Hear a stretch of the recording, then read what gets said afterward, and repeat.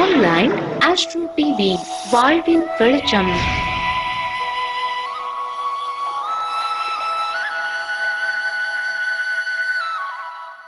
Online astro TV நேயர்களுக்கு astro மலர்கொடியின் இனிய வணக்கம். இன்னைக்கு நம்ம பார்க்க போற சப்ஜெக்ட் என்ன பாத்தீங்க அப்படின்னா முடக்கு தோஷம்.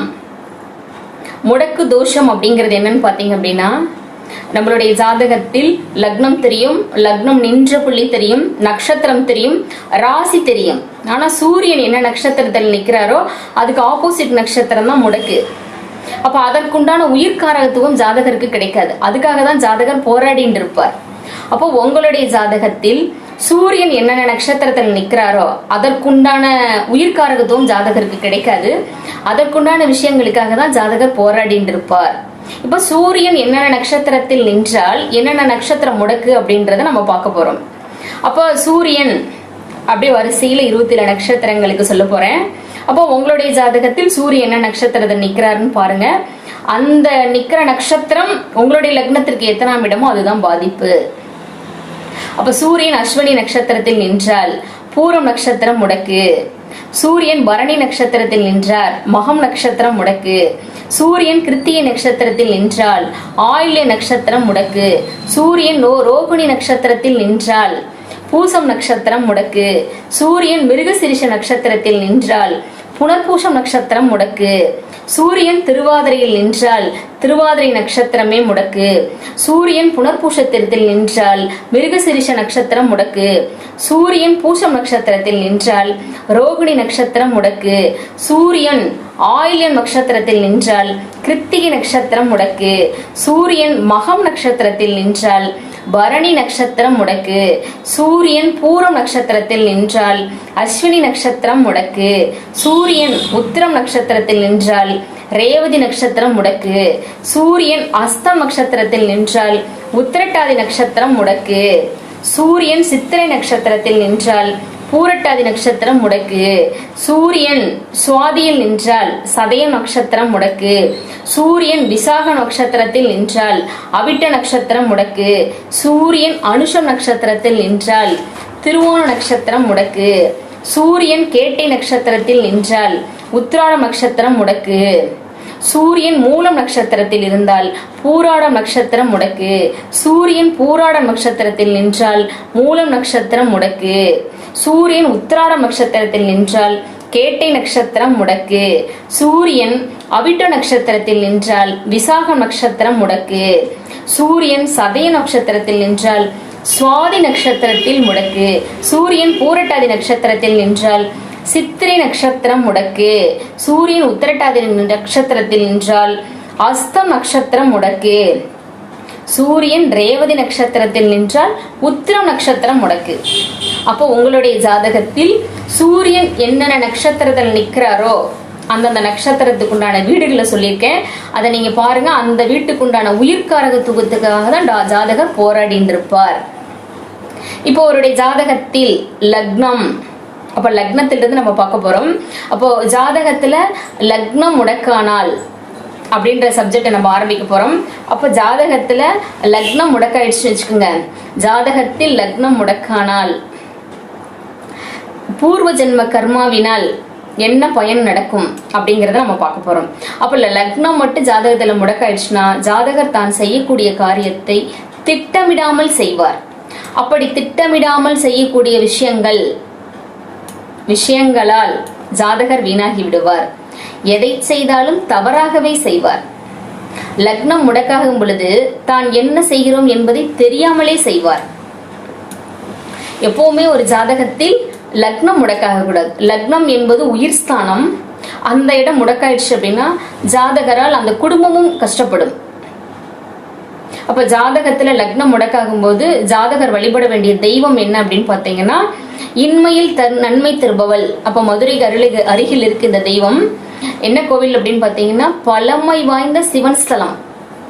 இந்த கோவிலுக்கு சென்று வழிபடுவதன் மூலம் படிப்படியாக இந்த தாக்கத்தில் இருந்து நம்மை காப்பாற்றிக் கொள்ளலாம். லக்னத்திற்கு 2ஆம் இடம். 2ஆம் இடம் என்பது தனம், வாக்கு, குடும்பம், பொருளாதாரம். அப்ப லக்னத்திற்கு 2ஆம் இடம் முடக்கானால் ஜாதகர் தான் சம்பாதிக்கின்ற பணத்தை காரண காரியங்களுக்காக செலவு செய்வார். இவர்களின் வருமானமும் தங்காது.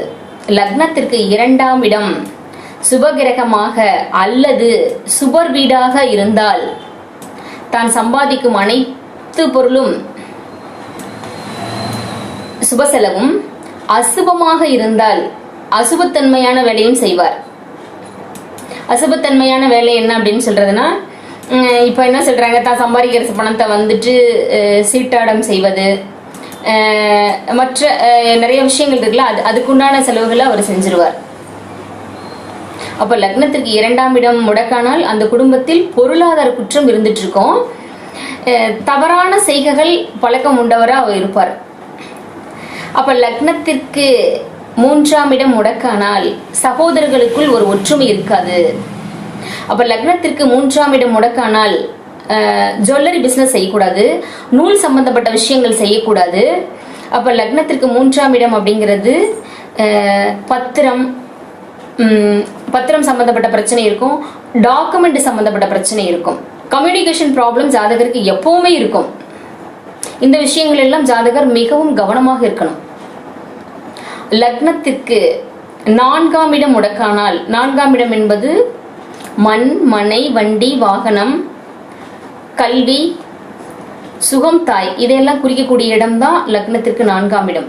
அப்ப ஜாதகர் லக்னத்திற்கு 4ஆம் இடம் முடக்கானால் ஆட்டோ கன்சல்டிங், வண்டி வாங்கி விற்பது, சொந்த விவசாயம் செய்வது, கால்நடைகளை வளர்த்தக்கூடாது.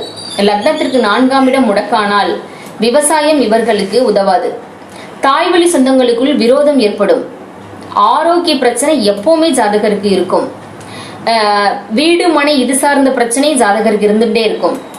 இவர்கள் வாடகைக்கு வீடு விட்டிருந்தா கூட அந்த வாடகை சரியா அவர்களுக்கு வராது. அப்ப லக்னத்திற்கு 4ஆம் இடம் முடக்கானால் தாய்வழி உறவுகளுக்குள் ஒரு விரோதம் எப்பவுமே இருந்துட்டு இருக்கும். அப்ப லக்னத்திற்கு 4ஆம் இடம் அவர்களுடைய கல்வியும் சொல்லக்கூடிய விஷயம். அப்ப கற்ற கல்வி ஒன்னா இருக்கும், செய்யக்கூடிய தொழில் ஒன்றாக இருக்கும். அப்ப லக்னத்திற்கு 4ஆம் இடம் முடக்காயிடுச்சு அப்படின்னா மிகவும் கவனமா இருக்கணும். கல்வி விஷயத்திலையும் மண்மனை விஷயத்திலையும். லக்னத்திற்கு 5ஆம் இடம் முடக்கானால் இவர்களுக்குத்தான் குலதெய்வம் தெரியாது. இவர்களுடைய வம்சாவளியில் குலதெய்வ அருள் இவர்களுக்கு இருக்காது. எப்பவுமே லக்னத்திற்கு 5ஆம் இடம் முடக்காயிடுச்சு அப்படின்னா அதிர்ஷ்டம் வீடு வரைக்கும் வந்துட்டு போயிடுமா. அப்ப லக்னத்திற்கு 5ஆம் இடம் முடக்கானால் பூர்வ ஜென்ம கர்மா தோஷம் இவர்களுக்கு உண்டு. லக்னத்திற்கு 5ஆம் இடம் முடக்காயிடுச்சுன்னா கௌரவம், மதிப்பு, அந்தஸ்து, செல்வாக்கு இதெல்லாம் ஜாதகர் இழக்க நேரிடும். இவர்களுக்கு குலதெய்வம் அனுகிரகம் கிடையாது. சொத்து அனுபவிக்க முடியாது. சொத்து அப்படிங்கிறது 5ஆம் இடம் பாட்டனை குறிக்கும். பாட்டன் வழி சொத்தை இவர்களால் அனுபவிக்க முடியாது. 5ஆம் இடம் முடக்கானால் 5ஆம் இடம் குழந்தையை குறிக்கும். அப்ப குழந்தை பிறப்பதில் ஒரு தாமதம். அப்படி குழந்தை பிறந்துச்சாலும் அவர்களுக்கு மருத்துவ சம்பந்தப்பட்ட பிரச்சனை இருக்கும்.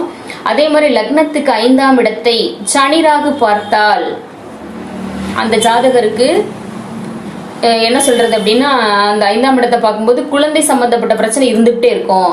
குலதெய்வ அருளும் கிடைக்காது. இவர்களின் வம்சாவளியில் தான் திதி கொடுக்காத தோஷம் உண்டு.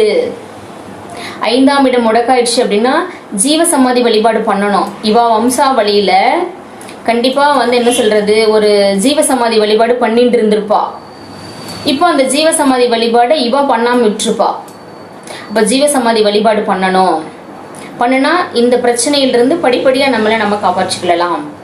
லக்னத்திற்கு 6ஆம் இடம் என்பது வம்பு, வழக்கு, கடன், நோய், எதிரி, சத்ரு, ருண, ரோக ஸ்தானத்தை குறிக்கும் இடம் 6ஆம் இடம். அப்ப லக்னத்திற்கு 6ஆம் இடம் முடக்கானால் எதிரிகளால பிரச்சனை இருந்துகிட்டே இருக்கும். எப்பவும் ஜாதகருக்கு ரொம்ப கவனமா இருக்கும். லக்னத்திற்கு 6ஆம் இடம் முடக்கானால் செய்யாத குற்றத்திற்கு தண்டனை அனுபவிப்பார்கள். லக்னத்திற்கு 6ஆம் இடம் முடக்கானால் வாழ்நாள் முழுவதும் கடன் தீராது, வியாதி வந்தாலும் தீராது. 6ஆம் இடம் என்பது வம்பு வழக்கு குறிக்கக்கூடிய இடமா இருக்கறனால ஜாதகருக்கு எப்பவுமே ஒரு பிரச்சனை இருந்துகிட்டே இருக்கும். லக்னத்திற்கு 6ஆம் இடம் முடக்காகி லக்னத்திற்கு 8இல் சுக்கிரன் இருந்தால் இவர்களுக்கு தான் விபத்து கண்டம் ஏற்படும். ரொம்ப கவனமா இருக்கணும். கண்டிப்பா 5ஆம் இடம் முடக்காயிட்டா 8இல் சுக்கிரன் நிறைய ஜாதகங்கள் இருக்கு, நான் பார்த்திருக்கேன். அதனால ரொம்ப கவனமா இருக்கணும். வண்டி வாகனங்கள்லயும் கவனமா செயல்படணும். அதே மாதிரி லக்னத்திற்கு 6ஆம் இடம் முடக்காயிடுச்சு அப்படின்னா அவங்களுக்கு வெளிநாடு போறதுக்கு நம்ம சஜஷன் கொடுக்க கூடாது. லக்னத்திற்கு 6ஆம் இடம் முடக்காயி வெளிநாடு போனாங்க அப்படின்னா வெளிநாடு போன இடத்துல இவங்களுக்கு தொழிலும் வருமானமும் ஒரு பிரச்சனையா இருக்கும். அதே மாதிரி லக்னத்திற்கு 6ஆம் இடம் முடக்காயி செவ்வாய் கேது அந்த இடத்த பார்த்ததுன்னு வச்சுக்கோங்க, வெளிநாட்டுல போயிட்டு சூசைட் சம்பந்தப்பட்ட விஷயங்கள் நடந்துரும். அப்ப லக்னத்திற்கு 6ஆம் இடம் முடக்காயி அந்த இடத்த சனி ராகு பாபகிரகங்கள்லாம் பார்க்கும்போதும் வெளிநாட்டில் போயிட்டு துர்மரணம் சம்பந்தப்பட்ட விஷயங்களும் நடந்துரும். எப்போ லக்னத்திற்கு 6ஆம் இடம் முடக்காயிடுச்சுனாவே வம்சாவளியில துர்மரண சம்பந்தப்பட்ட பிரச்சனையும் இருக்கும். எப்பவுமே லக்னத்திற்கு 6ஆம் இடம் முடக்காயிடுச்சு அப்படின்னா ரொம்ப கவனமா செய்யணும். அதே மாதிரி லக்னத்திற்கு 6ஆம் இடம் முடக்காயிடுச்சு அப்படின்னா ஜாமீன் போடக்கூடாது. ஜாமீன் போட்டீங்க அப்படின்னா அந்த பணத்தை நீங்க தான் கட்டுற மாதிரி இருக்கும். இந்த பதிவு உங்களுக்கு பிடித்திருந்தால் ஆன்லைன் அஸ்ட்ரோ டிவி நேயர்கள் சப்ஸ்கிரைப் செய்யுங்கள். நன்றி, நமஸ்காரம்.